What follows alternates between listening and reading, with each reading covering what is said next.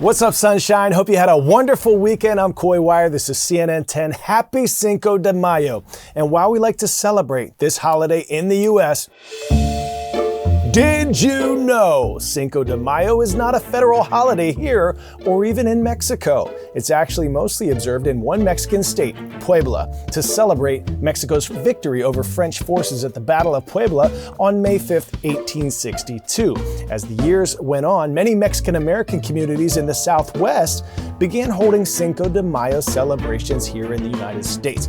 And over time, the holiday became popularized as the cultural celebration of Mexican heritage and traditions that we know today. The more you know.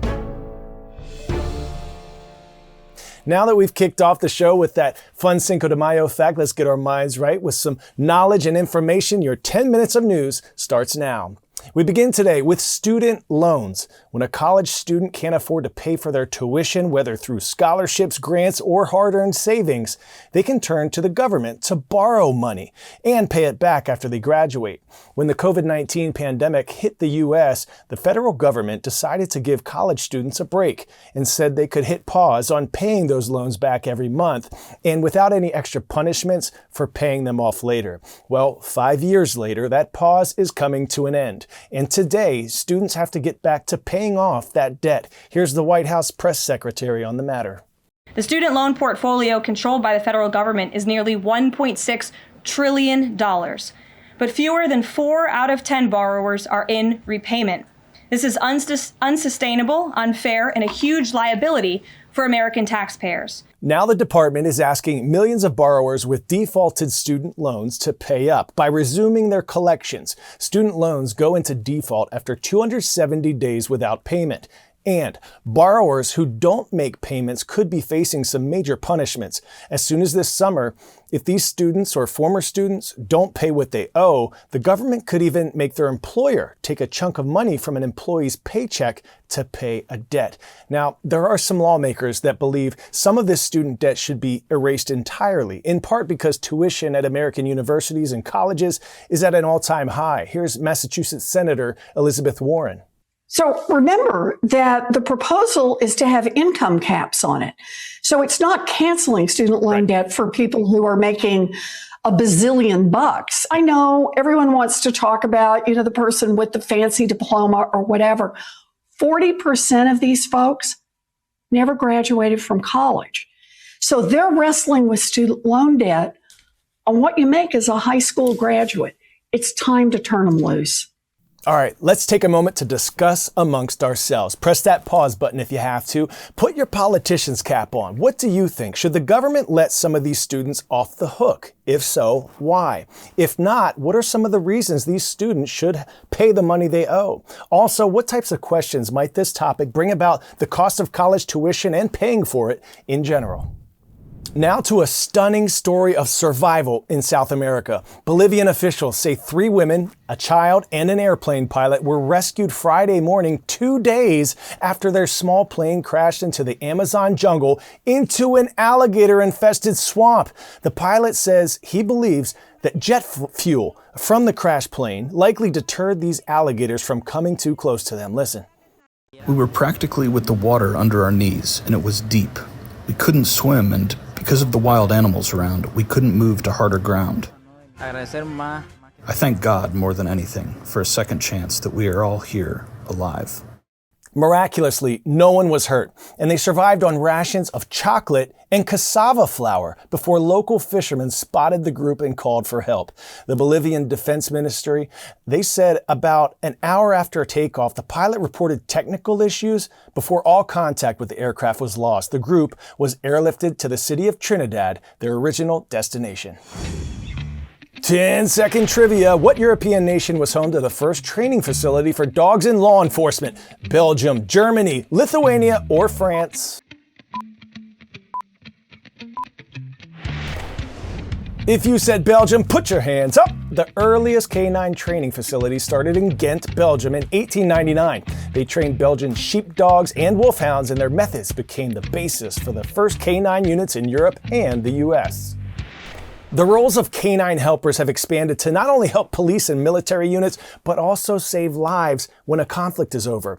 Because even when fighting ends, many communities in conflict areas face the threat of landmines and other military ammunition that was fired but maybe didn't detonate as planned. One facility in Bosnia trains these dogs to be experts at sniffing out the components in explosive weapons.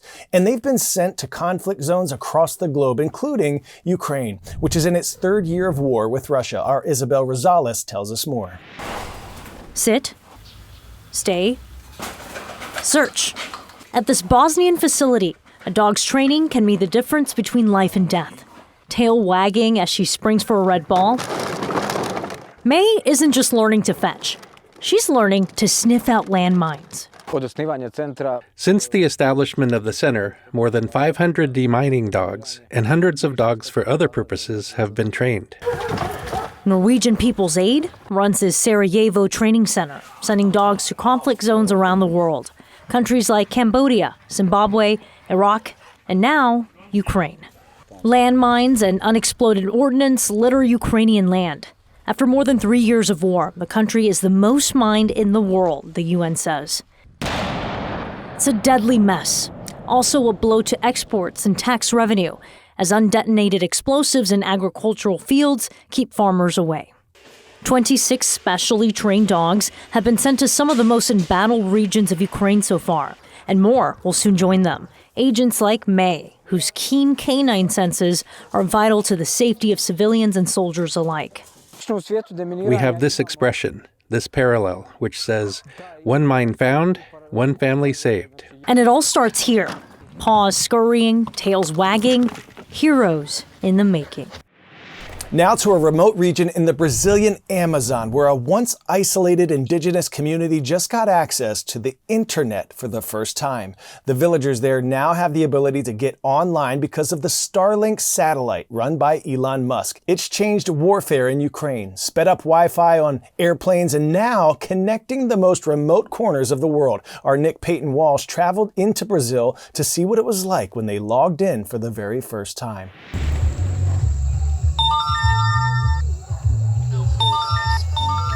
It is night when the village really joins the new online world, increasingly one where they are together alone. I don't want peace.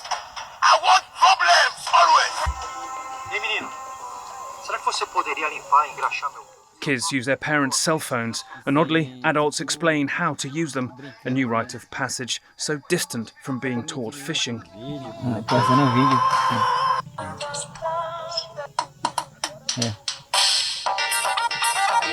Mais doido assim, ele vê o vídeo que a internet mostra, né?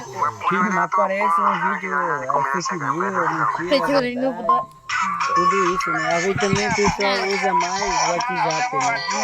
Usa mais o WhatsApp para emergência, essas coisas, né? Adults, even after a year here, aware the damage these machines can do to them, but especially to children. If you want to learn more about this fascinating effort to get internet access to remote regions of the world, check out The Whole Story with Anderson Cooper. You can stream it on Max or YouTube. 2,000 miles away from that remote village, a starkly different scene in Brazil's capital, Rio de Janeiro. Global pop icon Lady Gaga throwing a free concert for more than 2.1 million fans on Copacabana Beach. There's no official tally yet, but that would make it one of the biggest shows of her career. Before the show, Gaga surprised her fans, who she calls little monsters, with a rehearsal performance. Listen. I know that this is not the first show here. I know that it's just a rehearsal, but it feels like it's the real show. City officials say Gaga's visit could pump more than $100 million into its economy. More than 500,000 tourists traveled to Rio to attend the massive concert. That's more than twice the number the city expected.